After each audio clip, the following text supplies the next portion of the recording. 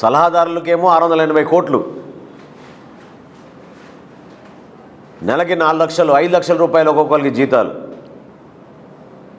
కష్టపడి చదువుకున్న వాలంటీర్లని 5,000 రూపాయలు ఇచ్చి మీరు ఇన్ని రోజుల నుంచి పని చేయించుకున్నారే. వాళ్ళకి మే 31వ తారీఖున వాళ్ళ పదవీ కాలం ముగిస్తుందనే మాట ఇప్పటివరకు ఎందుకు చెప్పలేదు మీరు? నిస్సిగ్గుగా మొట్టమొదటి సంతకం వాలంటీర్ వ్యవస్థకు నేను రాగానే ముఖ్యమంత్రి గారిని చేస్తానంటే ఎంత దుర్మార్గమైన ఆలోచన ప్రజలు గమనించాలి. దీన్ని మేము ఖండిస్తున్నాం.